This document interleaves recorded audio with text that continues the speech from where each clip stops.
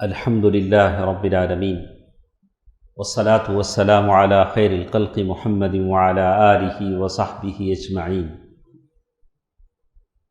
آپ تمام لوگوں کو یاد ہوگا کہ اصول الدعوہ کے اس درس میں گزشتہ سبقوں میں ہم نے پڑھا کہ دعوہ یہ بہت سارے وسائل اس کے ہوتے ہیں، وعظ، محاضرہ اور جدال، مناقشہ، یعنی سامنے والے سے آپ کیسے بات کریں، الگ الگ انداز ہم نے آپ کے سامنے رکھے۔ اسی انداز میں سے دعوت کا ایک طریقہ ایسے ہوتا ہے وسیلۃ الکتابہ، یعنی آپ اگر اچھے قلم کار ہیں، قلم کار بولے تو تریولو اور جیسا لکھنا، تریولو اور ویسا اتنا لکھتا تھا، وہ لکھتے بیٹھ کر رہتا تھا، تو آپ ماشاءاللہ، وہ تو کچھ اور لکھتا تھا، آپ اللہ کی آیتیں لکھیں، احادیث لکھیں، اور آپ انگریزی اچھا جانتے ہیں تو انگریزی اخبار میں آپ کوئی بھی ٹاپک لکھیں، اسلام کی خوبیاں کیا ہیں، تو اس سے بھی دعویٰ ہوتا ہے۔ تو آپ جو بھی لکھیں وہ کن چیزوں پر مشتمل ہوتا ہے، یعنی بہت ساری اسلام کی خوبیاں آپ لکھیں، جیسے اللہ کے نبی صلی اللہ علیہ وسلم نے قیصر بادشاہ کی طرف خط لکھا، کیا کہا؟ اسلم تسلم، مسلمان ہو جاؤ تو سلامتی پاؤ گے۔ اللہ کے نبی صلی اللہ علیہ وسلم نے اسلام کی دعوت دیتے ہوئے شام کا جو بادشاہ ہرقل تھا، یا مصر کا جو بادشاہ مقوقس تھا، سارے بادشاہوں کو اللہ کے نبی صلی اللہ علیہ وسلم نے خط لکھا۔ تو ہم کو یہ نصیحت ملتی ہے کہ ہمارے آس پاس جو بھی غیر مسلم ہیں، ان کو جہاں بہت ساری چیزیں ہم دیتے ہیں، ان کو بھی ہم اسلام کی طرف کیا کریں؟ انوائٹ کریں۔ زیادہ سے زیادہ ہمیں کرے تو کیا کرتے ہیں؟ ایک شال اڑا کو قرآن ہاتھ میں دے ڈالتے، پورا قرآن انہیں پڑھتا ہے۔ عمران پڑھی نہیں پڑھتا، قرآن پورا نہیں پڑھتا، وہ لے جا کوئی عزت سے کسی تو مسلمان کو دے دیتا ہے، تو گھر میں اوپر اٹھا کر۔ لیکن ہمارے اوپر واجب ہے کہ اچھے انداز میں ہم اسے اسلام کی دعوت دیں اور بتائیں کہ اسلام عام اس میں کیا ہے، اسلام کے اخلاق کیا ہیں، عقیدہ کیا ہے، ساری چیزوں کو ہم پیش کریں۔ تو کیا کیا چیزیں آپ لکھیں گے؟ جیسے اللہ کے نبی صلی اللہ علیہ وسلم نے لیٹرز لکھے، آپ لیٹرز لکھیں گے، یا چھوٹی چھوٹی بکلیٹ کتابیں آپ لکھیں گے، یعنی اسلام کی خوبیوں کے تعلق سے۔ تو آپ کو اگر اچھا لکھنا آتا ہے تو ضرور لکھیں، یا میگزین میں کوئی اچھا مضمون آتا ہے تو آپ لکھیں، کئی لوگ پڑھتے ہیں، اس کا فائدہ ہوتا ہے۔ تو دعویٰ کا مطلب صرف دعویٰ ٹیبل لگانا ہی نہیں ہے، یہ بھی دعویٰ ہے۔ اسی لیے میں نے کل کے ترپاتور کی اجلاس میں کہا، سب سے بڑی دعوت کیا ہے شیخ؟ جمعے کا خطبہ ہے۔ سب سے بڑی دعوت کیا ہے؟ جمعے کا خطبہ ہے۔ سب سے بڑا داعی کون ہے؟ خطیب۔ سب سے بڑی دعوت ہے۔ دعوت کے الگ الگ اشکال ہیں، تو ہم نے جیسے دعوت کے معنی کو سمیٹ لیا ہے کہ دعویٰ ٹیبل لگائے وہی دعوت ہے، نہیں، وہ بھی دعوت ہے، لیکن کتابیں لکھنا، میگزین میں لکھنا، لوگوں کو انوائٹ کرنا، یہ بھی دعوت ہے۔ ٹھیک ہے، آپ کیسے لکھیں گے؟ آپ جو کچھ بھی لکھیں گے لوگوں کو عام فہم زبان میں لکھیں گے، یعنی لوگ سمجھنا۔ آپ جو بھی لکھتے ہیں اسے کیا ہونا؟ لوگ سمجھ۔ آج ہماری مشکل کیا ہے؟ ہم جو بولتے ہیں، جو لکھتے ہیں، لوگ سمجھتے نہیں، لوگوں کو سمجھنے میں دشواریاں ہیں، اس لیے کہ ہم اتنا پختہ بولتے ہیں کہ لوگوں کے پلے نہیں پڑتا ہے، اتنا مشکل بولتے ہیں کہ لوگوں کو پلے نہیں پڑتا ہے۔ تو لوگوں کی جو ذہنی لیول ہے اس کے حساب سے بولیں، پٹالم کی زبان میں بولیں، داشا مکان کی زبان میں بولیں، تو جس زبان کے لوگ وہاں ہیں وہاں آپ بولیں، وہاں اپنی فصاحت، بلاغت، زبان دانی، علم کی گہرائی کو ان کے اوپر شو کرنے کی ضرورت نہیں ہے، سیدھا سادہ بولیں۔ اچھا، اسی کے ساتھ ساتھ آپ جب لکھتے ہیں تو لکھنے میں مسٹیک نہ ہو، گرامیکلی مسٹیک ہیں یا دوسرے املا کے مسٹیک ہیں. جیسے لوگ لکھتے دکان کی خیر و برکت کی دعا، انہیں کہتا ہے دکان کی خیر و برکت کی دعا. دو کان کیا ہے؟ دکان کیا ہے؟ ایک تو دعا پڑھی جاتی ہے، لٹکائی نہیں جاتی. اگر کوئی دعا پڑھتا نہیں ہے، تختی بنا کر لٹکا لیتا ہے تو اس سے اس کی دکان کو برکت نہیں ہوتی. اگر کعبۃ اللہ ہی لگانا ہوتا تو اللہ کے نبی اپنے گھر میں اتنا بڑا کعبہ لگا لیتے. تو یہ چیزیں لگانے سے برکت نہیں آتی ہیں، پڑھنے سے آتی ہیں. تو آپ اگر اچھے لکھنے والے ہیں، رائٹر ہیں، تو آپ کسی نہ کسی ٹاپک کو لے کے لکھیں.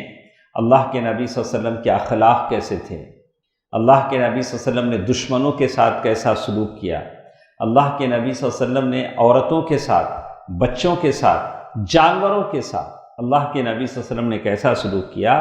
تو یہ اچھے اچھے ٹاپک ہیں، آپ لکھ سکتے ہیں. آج کل کا زمانہ تو بڑا آسان ہے، لکھنے کے لیے آپ کو کاغذ قلم ڈھونڈنے کی ضرورت نہیں. آپ کی انگلیاں بہت چلتی. کسی کو میسیج ٹائپ کرنا ہوتا ہے تو ہماری انگلیاں بڑے فاسٹ چلتی.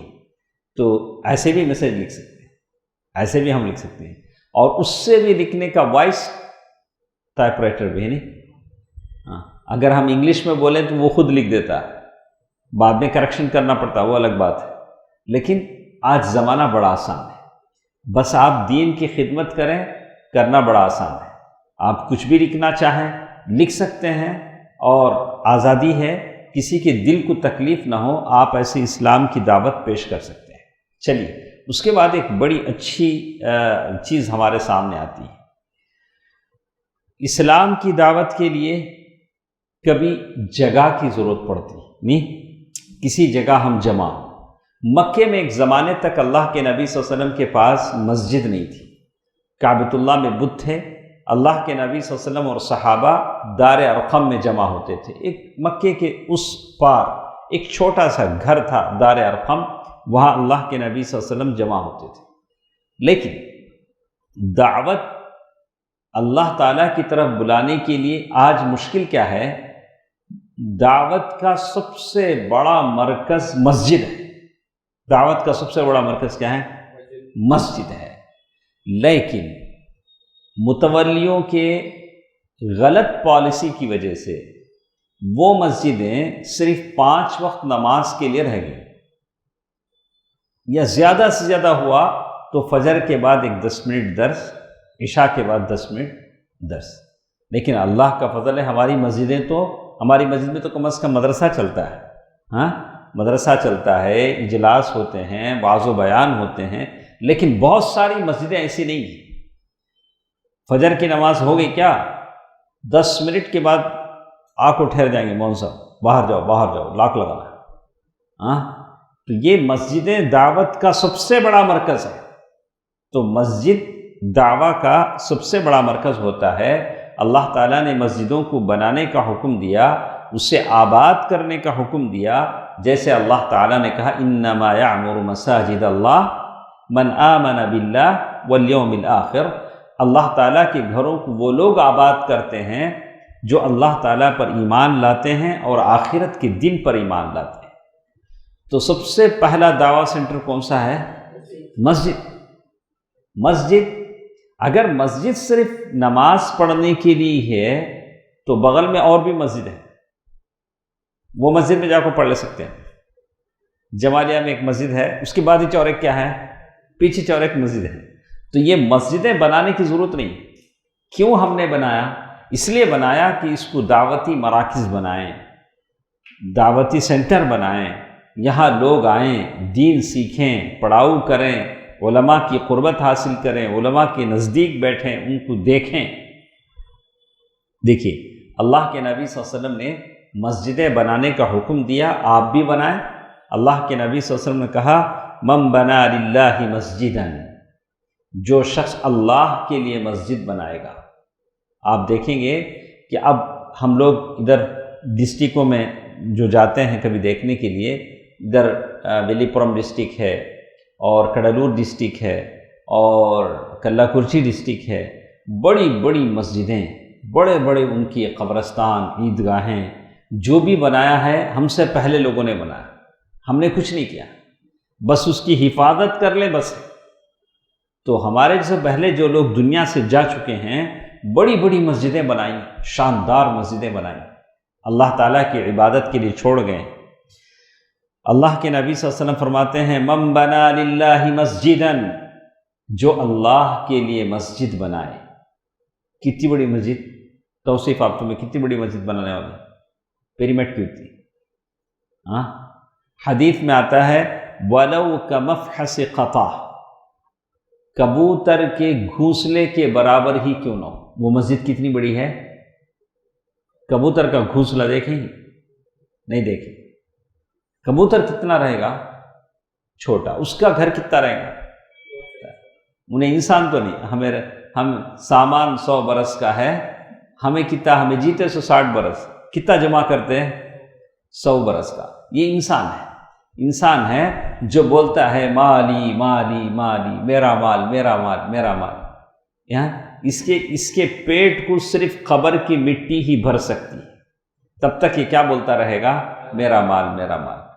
تو آپ لوگ اتنی مسجد بناتے ہیں کمفحص قطع، یعنی بالکل چھوٹی سی مسجد ہی کیوں نہ ہو، ہاں، تو حدیث میں بتایا گیا بن اللہ لہ بیتا فی الجنہ، اللہ تعالیٰ آپ کے لیے جنت میں گھر بنائے۔ یہ ضروری نہیں ہے کہ آپ اتنی شاندار مسجد بنائیں، پیریمیڈ جیسی یا اس سے بھی بڑی مسجد معمور مناڑی میں اتنی بڑی، یا والاجہ مسجد اتنی بڑی، کہا کہ نہیں، اگر اللہ نے دیا تو بنائیے، لیکن نہیں، چھوٹی بھی اگر بناتے ہیں تو اللہ تعالیٰ آپ کے لیے جنت میں کیا بنائے گا؟ گھر بنائے گا۔ ٹھیک ہے، پہلی چیز معلوم ہوئی، مسجدیں بنانے کا حکم دیا گیا، مسجد بنا کر اسے آباد کرنے کا حکم دیا گیا۔ کیا ہے؟ مسجد بناؤ پھر اسے کیا کرو؟ ہمیں انسانہ سے آباد نہیں کرے تو جنہ سے آباد ہو جاتی مسجد، ہاں، تو شکیب تو مسجدوں کو آباد رکھا جائے، یہ اللہ تعالیٰ کا حکم ہے۔ اور اللہ کے نبی صلی اللہ علیہ وسلم نے مسجد بنانے کا حکم دیا، کہا کہ چھوٹی سی ہی مسجد ہی کیوں نہ ہو، اگر آپ بناتے ہیں تو اللہ آپ کے لیے جنت میں گھر بنائے گا۔ ٹھیک ہے، مسجد میں کیا کیا ہونا چاہیے؟ فی المساجد تقام العبادات، عبادتیں منعقد کی جاتی ہیں۔ اب ہم لوگ دیکھیں نہیں، جو بھی موقع مناسبت سے جو بھی ہے ساری عبادت ہے، فرض 5 وقت کی نماز عبادت ہے، درس کا انعقاد عبادت ہے، نکاح کی مجلس عبادت ہے، اگر وہ رسم و رواج سے خالی ہو وہ بھی عبادت ہے۔ تو یہ ساری عبادتیں مسجدوں میں ہوتی ہیں، لوگ بیٹھ کر قرآن مجید کی تلاوت کرتے ہیں، بچے بیٹھ کر قرآن پڑھنا سیکھتے ہیں، یہ سب عبادت ہیں۔ والشعائر الاسلامیہ، اسلامی ویلیوز جو ہیں، اسلامک شعائر جو ہیں وہ مسجدوں میں ہوتے ہیں۔ وہی من اہداف دعوت اللہ، یہ اللہ تعالیٰ کی دعوت کے ٹارگٹ میں سے ہیں، یہ دین کی دعوت کے نشانے، یعنی دین کی دعوت کے اہداف اور مقاصد ہیں۔ ٹھیک ہے، اور مسجدوں میں کیا کیا ہونا عمران صاحب؟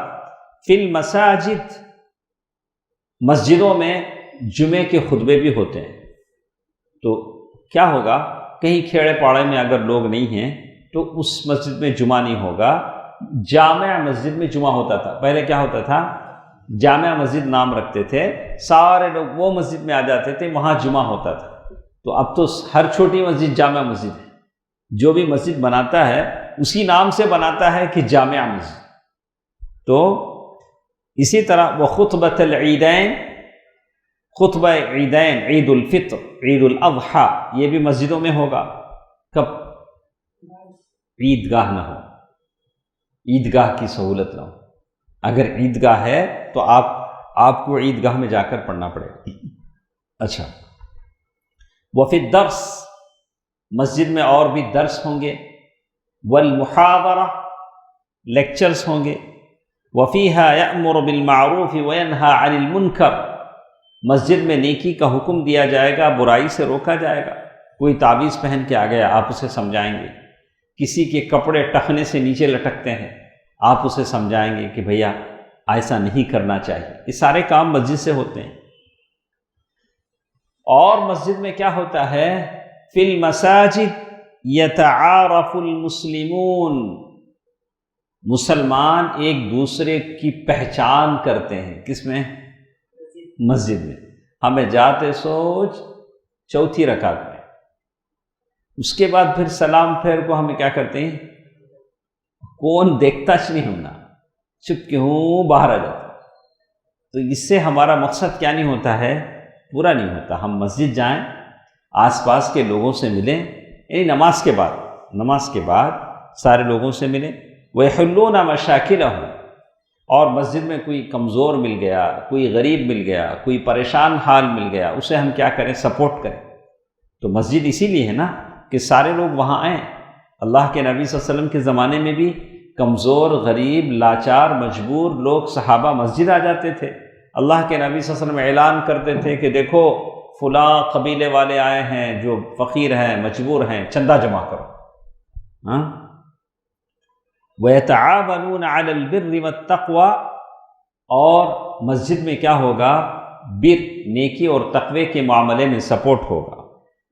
اور مسجدوں میں کیا کیا ہونا؟ دیکھو نوٹ کر لو۔ یہ سب نہیں ہوتا ہے تو تم پوچھو کہ بھئی ہمارے پہلے لوگ بنا کو گئے سو مسجد یہ سب کرنے کے واسطے، یہ سب نہیں ہوتا ہے تو مسجد کا حق پورا کیا نہیں ہوتا ہے؟ ادا نہیں ہوتا ہے۔ نہیں، فی المساجد، مسجدوں میں اللہ تعالیٰ کی تعظیم ہوتی ہے۔ کیسا مسجدوں میں اللہ کی تعظیم ہوتی ہے؟ اذان ہوتی نہیں 5 بار، اللہ اکبر اللہ اکبر، تو اللہ تعالیٰ کی کبریائی بیان ہوتی ہے مسجدوں کے مائکوں سے، میناروں سے، اللہ اکبر اللہ اکبر۔ اور نماز میں کتنی مرتبہ تکبیر امام صاحب بولتے ہیں؟ اللہ اکبر اللہ اکبر۔ اللہ تعالیٰ کی عظمت بیان ہوتی ہے۔ وَتُتْلَى آیَاتُ، قرآن مجید کی آیتیں پڑھی جاتی ہیں۔ کہاں؟ مسجدوں میں۔ اور نماز پڑھا جاتا ہے، لوگ رکوع کرتے ہیں، سجدہ کرتے ہیں، الحمدللہ پڑھتے ہیں، سبحان رب العالی، اللہ اکبر کہتے ہیں۔ یہ سب مسجدوں میں ہوتا ہے۔ تو مسجدیں دعویٰ سینٹر ہے۔ سب سے پہلے دعویٰ سینٹر کون سا؟ مسجد۔ اسی لیے اللہ کے نبی صلی اللہ علیہ وسلم جب ہجرت کر کے مکے سے مدینہ پہنچے تو اللہ کے نبی صلی اللہ علیہ وسلم نے سب سے پہلے مسجد نبوی کی بنیاد رکھی، نہیں؟ اسی طرح مسجد قباء، وہاں کی بنیاد رکھی۔ اور عمر بن خطاب رضی اللہ عنہ کے زمانہ خلافت میں جب ممالک فتح ہوتے تھے، صحابہ اکرام جا کر فتح کرتے تھے، تو اللہ کے نبی عمر رضی اللہ تعالی عنہ سارے لوگوں کو کہتے تھے ان تقیم المساجد فی البلاد المفتوحہ قبل القلاع والحصون، بولتے تھے کہ دیکھو جو جو کنٹری کیپچر ہوتے ہیں اس میں قلعوں کے بنانے سے پہلے، قلعے بنانے سے پہلے، قلعے بولے تو فورٹ بنانے سے پہلے کیا بناؤ؟ مسجدہ بناؤ۔ سبحان، پہلے کیا بناؤ؟ مسجدہ بناؤ۔ تو اس سے کیا ہوگا؟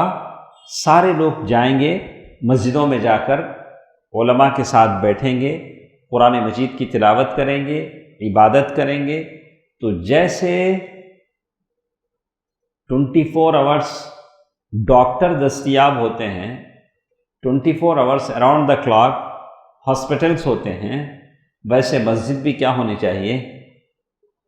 اس لیے کہ پتہ نہیں کب کس کو اللہ کی یاد آ جائے، کب کس کو اللہ تعالیٰ سے منت سماجت کرنی پڑے، اللہ تعالیٰ کو خوش کرنا پڑے۔ تو ویسے ہونا چاہیے کہ آدمی جب چاہے اللہ تعالیٰ کی عبادت کیا کر سکے۔ جسم کے علاج کے لیے احتیاط ہے تو روح کے علاج کے لیے بھی ہونا چاہیے، اس لیے کہ جسم قبر کی مٹی کھا لیتی ہے لیکن روح کا رشتہ آپ کو جنت میں تک لے جاتا ہے، تو اس کے علاج پر آپ کو مجھے زیادہ توجہ دینا چاہیے۔ تو آپ بھی سمجھتے ہیں کہ شیخ بولتے ہیں لیکن اتنا آسان نہیں ہے، یہ بھی معلوم عمران، ہاں بولتے تو ہیں لیکن کیا ہے، اتنا آسان نہیں ہے۔ اسی طرح ایک اور چیز جیسے وسیلے میں بیان کیا گیا کہ دعویٰ کے وسائل میں سے، سپورٹ کی چیزوں میں سے ایک چیز جہاں بیان کرتے ہیں وسیلۃ التلفاظ، تلفاظ بولے تو ٹیلی ویژن۔ یہ کتاب جب لکھے، کتاب لکھنے والے، تب ٹیلی ویژن ہی تھا، شاید انہوں جو جس سن میں یہ کتاب لکھے ہیں تب ٹی وی ہی بڑا یہ تھا ان کے پاس، شاید ان کے زمانے میں ٹویٹر، واٹس ایپ، ٹیلی گرام یہ سب چیزیں نہیں تھی، تو اس کا سے انہوں کیا کرے، صرف ٹیلی ویژن کا ذکر کرے۔ تو بعد کے زمانوں میں یہ چیزیں کیا آ گئیں، آگے آ گئیں۔ تو کتاب، ہم لوگ کب بھی کتاب پڑھتے ہو کیا کرنا، شاید جس زمانے میں انہوں یہ کتاب لکھے ہیں وہی ایک زمانے میں ہم سعودی گئے تو موبائل نہیں تھا سعودی میں، پیجر تھا، یاد ہے آپ کو پیجر کیا ہو؟ ہاں چھوٹا ایک ڈیوائس آتا تھا، فون آئے تو فون نمبر دکھیں گا اس کو، فون نہیں وہ کال کرنے والے کا نمبر ڈسپلے ہوگا، وہ نمبر دیکھ لے تو ہمیں کال کرنا اس کو۔ تو ایسا زمانہ بدلتا گیا، اور مجھے اچھی طرح یاد ہے اتنا بڑا ہمارے شیخ کے پاس فون تھا، شیخ عبدالرزاق العباد کے پاس کیا تھا، اتنا بڑا فون تھا۔ ہم حرم جاتے تھے تو شیخ کار میں نیچے رکھ کے وہ فون، خالی کپڑوں نہیں لاتے تھے موبائل حرم میں، کار ہی میں پارکنگ میں رکھ کے آتے، اتنا بڑا فون، نوکیا کا اس زمانے میں کیا تھا، اتنا بڑا فون تھا، اور وہ فون جاتے جاتے کیا ہو گیا، اتنا ہو گیا۔ اور مجھے اچھی طرح یاد ہے حناکیہ میں، حناکیہ ایک بستی ہے مدینے سے، وہاں تراویح پڑھانے کے لیے ہم لوگ جاتے تھے جامعہ اسلامیہ کی طرف سے، تو اس بستی میں شیخ صالح ایک آدمی تھے، تو پورے گاؤں میں کسی کے پاس نہیں تھا، صرف ان کے پاس اتنا بڑا وائرلیس سیٹ تھا، اور سارے گاؤں کی انفارمیشن وہی دیتے تھے، گاؤں میں کیا کیا چلتا ہے کیسے، بس اتنا بڑا وائرلیس سیٹ۔ تو جب بھی ہم کسی کی بات پڑھیں تو زمانے کے حساب سے اسے ٹیلی کر کے پڑھنا پڑے گا۔ تو جیسے انہوں نے کہا التلفاظ، ٹی وی ایک دعویٰ ہے، تو ویسے ٹی وی چینل ہمارے پاس چلتے تھے پہلے، ایک صاحب کا چینل بھی چلتا تھا، اس کے بعد ایک صاحب کیا چینل تھا وہ VQW، اس میں قوالیاں بہت آتے تھے، نہیں اس میں بڑی ساری خرافات تھی، بہت ساری باتیں تھیں۔ انہوں ٹی وی میں بیٹھتے، کوئی پوچھتا میرا بھائی کب دبئی جائے گا، انہوں بولتا اچھا 1 2 4 دن میں چلا جائے گا، انہوں بولا جیسے ان کو کیا ہوتا۔ تو ایسی بہت ساری چیزیں ہیں، تو معلوم یہ ہوتا ہے کہ ٹی وی ایک ذریعہ ہے دعوت کا، لیکن یہ کیا ہے، اس میں دونوں چیزیں ہیں، یعنی ایسا چاقو ہے جس کے دو دھاری تلوار ہے، تو اس سے آپ فائدہ بھی اٹھا سکتے ہیں اور نقصان سے بھی کیا ہو جا سکتے ہیں، 2 4 ہو سکتے ہیں۔ تو دیکھتے نہیں کبھی بچہ، آپ سارے بیٹھ کے دیکھ رہے ہیں، میچ دیکھ رہے ہیں، دیکھتے دیکھتے بیچ میں کیا ہو جاتا، اللہ اکبر اللہ المستعان، کچھ ایسی چیزیں آتی دیکھنے والے سب سر جھکا لیں، نہیں تو یہ سب کیا ہے، یہ مٹھائی کے ساتھ ساتھ زہر دیا جاتا ہے، ذرا مٹھائی بھی کھا لو، ذرا زہر بھی کھا لو۔ تو کہتے ہیں اجتماع اہم الخصائص للوسائل السمعیہ والبصریہ، تو نصیحت کرنے میں کیا ہوتا، بولنے والا بولتا ہمیں سنتے ہیں، لیکن ٹی وی میں کیا ہوتا، ان کی بول بھی سنتے ہیں، ہمیں دیکھتے ہیں، آنکھیں بھی کام کرتی، کان بھی کام کرتے ہیں۔ تو اس کی بہت ساری چیزیں ہوتی ہیں، تو انہوں نے کہا کہ اس کو بھی ہم استعمال کر سکتے ہیں دعوت دین کے لیے، ٹی وی کو بھی ہم کیا کر سکتے ہیں، استعمال کر سکتے ہیں، لیکن آخر میں انہوں نے کہا کہ اس کا حکم کیا ہے، ٹی وی چینلز کو دعوتی نقطہ نظر کے لیے استعمال کرنے کا حکم کیا ہے، تو انہوں نے کہا ہی وسیلۃ ذو حدین، یہ ایسا وسیلہ ہے جس کی 2 دھاری ہیں، ان تستغل فی الخیر ویمکن ان تستغل فی الشر، آپ اسے خیر میں بھی یوز کر سکتے ہیں، شر میں بھی یوز کر سکتے ہیں۔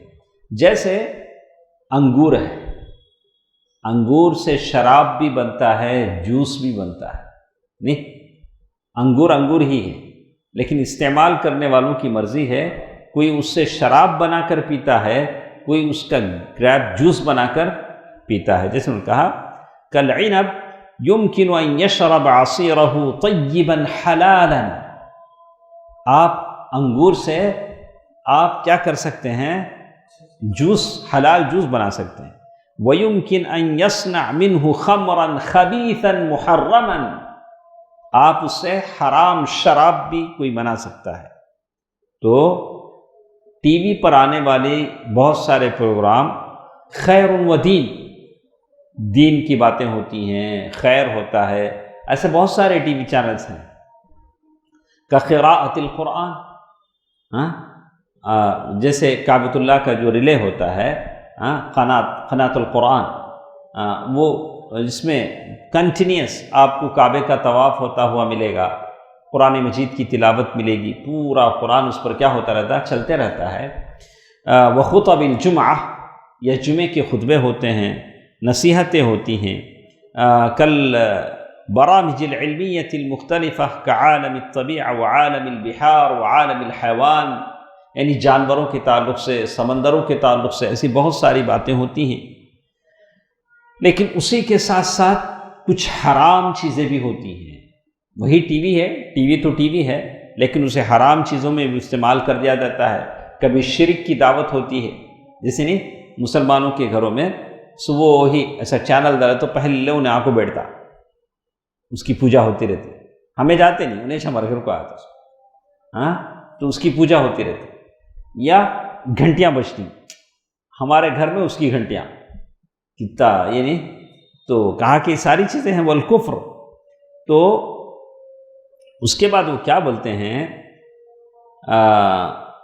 ٹی وی تمہیں یوز کر سکتے کیا، تمہارے گھر میں تمہیں ٹی وی لا کے یوز کر سکتے، میرے گھر میں نہیں ہے، پہلے بول رہا میرے گھر میں نہیں۔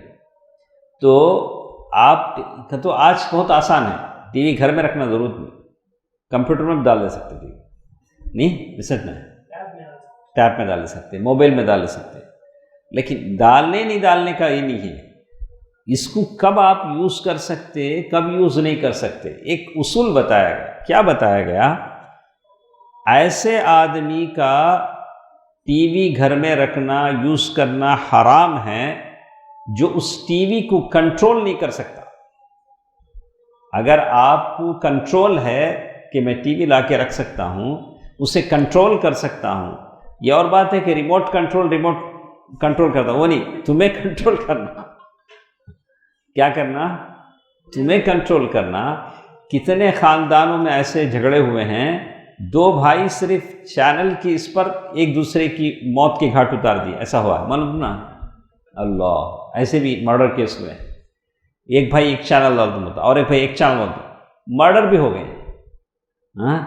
تو یہاں وہ تو شاید الگ ہوں، لیکن ہم بولتے ہیں کہ ایسا آدمی، اس کے لیے یہ چیز حرام ہے جو اس کو کنٹرول نہیں کر سکتا۔ وَالتَّحَكُّمُ فِيهَا فِي نَفْسِهِ وَأُسْرَتِهِ، اپنے فیملی کو وہ کیا نہیں کر سکتا، کنٹرول نہیں کر سکتا، تو ایسے آدمی کا یوز کرنا حرام ہے۔ وَيَجُوزُ اسْتِعْمَالُهَا، لیکن ایسا آدمی استعمال کر سکتا ہے ٹی وی جو اسے کیا کر سکتا ہے، کنٹرول کر سکتا ہے۔ پہلے زمانے میں آتے تھے ٹی وی بڑے سفیر الگ، ڈور الگ تھا، نہیں دیکھیں ٹی وی ڈور کیس بند کو سے ڈور الگ کھول الگ، تو اب ویسا زمانہ نہیں ہے، اب تو پوری چیزیں آزاد ہیں، کس کس کو آپ کہاں کہاں پیمند لگائیں، سارا کپڑا پھٹا ہے، تو بہتر ہے کہ اس سے بچا جائے۔ الا ان هذا التحكم فيها والضبط لها لا بد له من تربیة عملیہ دقیقہ، یہ کیا دیکھنا ہے کیا نہیں دیکھنا ہے، یہ کون بولیں گے، باپ بولیں گے اور تربیت کرنے والے بولیں گے، جو کیا حلال ہے کیا حرام ہے، یہ ساری چیزیں وہ بولیں گے۔ اور شیخ لکھتے ہیں آج حالت ایسی ہے جیسے اللہ تعالیٰ نے قرآن مجید میں کہا، یا ایھا الذین آمنوا قوا انفسکم واہلیکم نارا وقودها الناس والحجارہ علیہا ملائکۃ غلاظ شداد لا یعصون اللہ ما امرہم ویفعلون ما یؤمرون۔ تو ٹی وی ہی نہیں، گھر میں اگر کوئی ایسی چیز ہے جس سے بچے برباد ہونے کا یہ ہو سکتا ہے تو اس سے بھی بچنا چاہیے۔ تو خاص کر میں کہوں گا کہ یہ فیس بک بہت بہت بڑی لت ہے، یوٹیوب یہ بھی بہت بڑی لت ہے، اس لیے کہ یوٹیوب جو ہم دیکھتے ہیں وہی نہیں دکھاتا ہے، اس کے علاوہ بہت ساری چیزیں دکھاتا ہے، اس لیے کہ اسے مارکیٹنگ کرنی ہے، اسے پیسہ کمانا ہے۔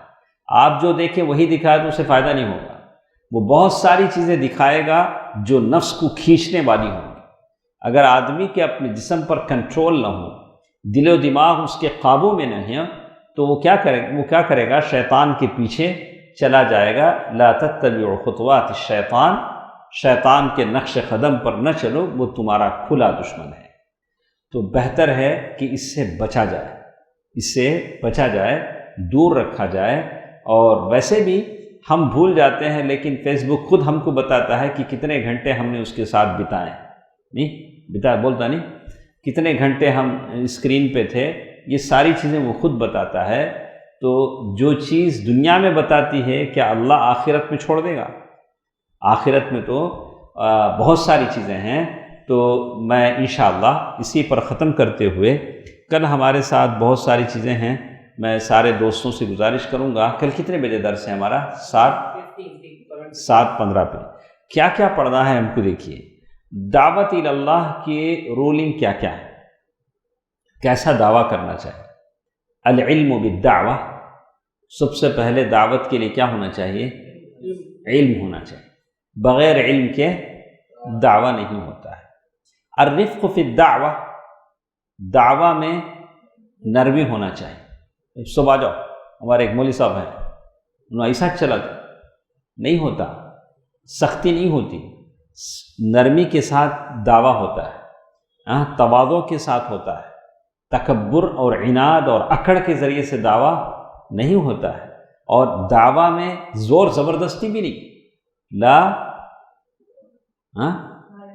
اکراہ فی الدین، دین میں کوئی زبردستی نہیں۔ اچھا، النظر الی المصالح والمفاسد، آپ جب دعویٰ کرتے ہیں تو دونوں چیزوں پر آپ کی نگاہ ہونی چاہیے، کیا اچھا ہوگا کیا خراب ہوگا، دونوں کو آپ نوٹ کریں۔ اختلاط المعروف بالمنکر، یعنی بہت ساری چیزیں ہمارے ساتھ ہیں، انشاءاللہ کل کے درس میں ہم پڑھتے ہیں دعوت کے رولز کیا ہیں، کیا کیا چیزوں لے کر ہم دعوت میں جائیں گے، انشاءاللہ کل کے درس میں ہم سنیں گے۔ اللہ تعالیٰ سے سب کے لیے ہم دعا کرتے ہیں، اللہ تعالیٰ آپ سب کی زندگیوں میں خیر و برکت عطا فرمائے، اللہ تعالیٰ آپ کی روزی روٹی میں برکت عنایت فرمائے۔ اے الہ العالمین، ہماری جو پریشانیاں ہیں اللہ اسے دور فرما دے، یا اللہ تیرے رحمت کے خزانے سے ہماری جو جھولیوں کو بھر دے، یا اللہ ایسا علم عطا فرما جو ہمارے لیے نفع بخش ہو۔ اللہم انا نسألک علما نافعا، یا اللہ نفع دینے والا علم ہم تمام کو عطا فرما، آمین۔ سبحان ربک رب العزت عما یصفون وسلام علی المرسلین والحمد للہ رب العالمین۔